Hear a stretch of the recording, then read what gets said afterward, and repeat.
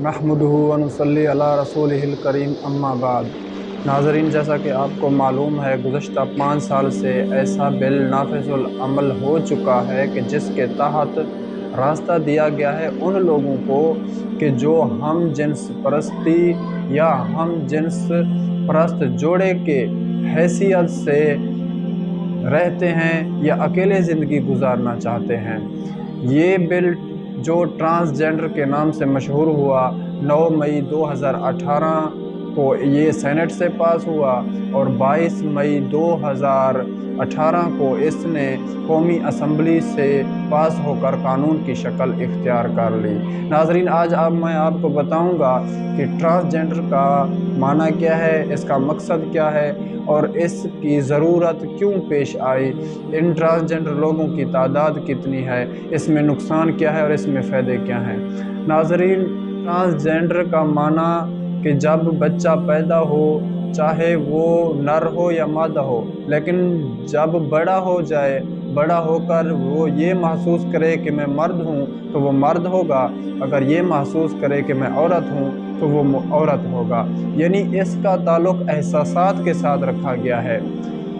और इसका असल जो माना है कि जो बंदा, जो पैदाइशी बच्चा पैदा होता है वो पैदाइशी जिनसी माजूर हो, इसका असल माना ये है। और इनको इंटरसेक्स भी कहते हैं। यहाँ से इस कानून की, इस बिल की बददियानती ज़ाहिर होती है कि उन्होंने इस लफ्ज़ इंटरसेक्स को इसमें नहीं लाया।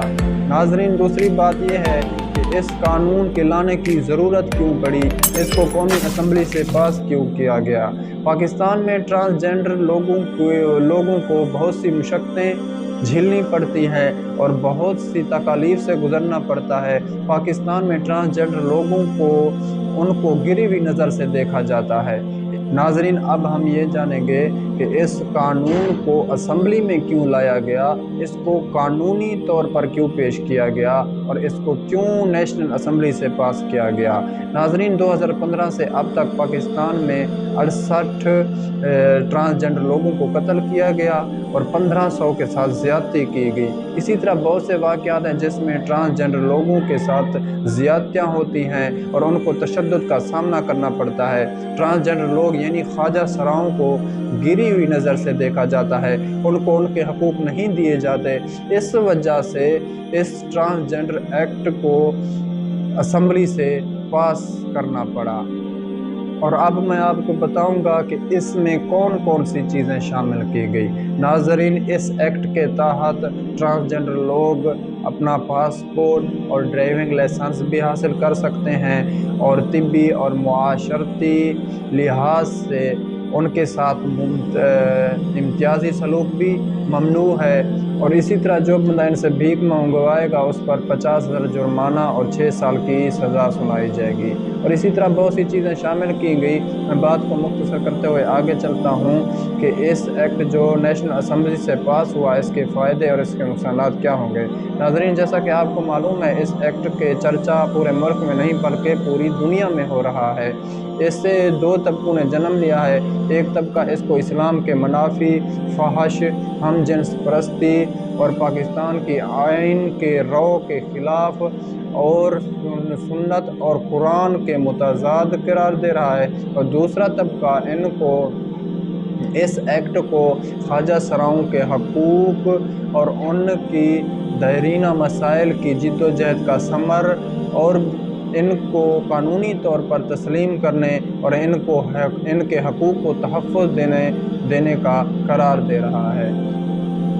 नाज़रीन, ये एक्ट ट्रांसजेंडर 2018 ना तो ये सारे का सारा बुरा है और ना ही ये ख्वाजा सरा लोगों के हकूक़ तक महदूद है, बल्कि इसकी हदें बहुत ही आगे हैं। नाज़रीन, हम बहैसियत कौम एतदाल से नावाकिफ़ हैं। हम हर मामले में इफ़रात व तफरीत का शिकार हो जाते हैं और मुखालफत बराए मुखालफत और हिमायत बराए हिमायत पसंदीदा वस्फ़ है। जहाँ ट्रांसजेंडर लोगों के मुखालफत में दलाइल बुलंद हो रहे हैं, वहीं उनके हक़ में भी دلائل بلند ہو رہے ہیں، اور یہ تاثر دیا جا رہا ہے کہ اس کی مخالفت صرف اس لیے کی جا رہی ہے کہ یہ خواجہ سراؤں کے حقوق کا ضامن ہے۔ ناظرین، ان کا کہنا ہے کہ یہ بل، اس میں یہ تو کہیں نہیں لکھا کہ مرد کی شادی مرد سے اور عورت کی عورت سے، اور نہ ہی اس میں شادی کا لکھا ہے، تو کیوں اس کی مخالفت کی جا رہی ہے؟ ناظرین، اگر جائزہ لیا جائے تو یہ بل یہ واقعی اسلام کے منافی، فحش، ہم جنس پرستی اور پاکستان کے آئین کی رو کے خلاف اور قرآن و سنت کے متضاد ہے، اور خواجہ سراؤں کو بھی یہ بات سمجھنی چاہیے کہ ان کی مخالفت ان کے حقوق کی تحفظ کے لیے نہیں کی جا رہی، بلکہ مخالفت اس لیے کی جا رہی ہے، مخالفت صرف جنس کی تبدیلی کے طریقہ کار پر کی جا رہی ہے، جس میں اتنا ابہام ہے کہ خواجہ سراؤں کی آڑ میں جسم فروشی، ہم جنس پرستی اور جرائم پیشہ طبقہ نے فائدہ اٹھانا ہے۔ کسی کے زہری عورت والے حلیے سے اس کو عورت اور مرد والے حلیے سے اس کو مرد تسلیم کرنا پڑے گا، باوجود اس کے کہ ان کی جسمانی حالت ان کے خلاف ہو۔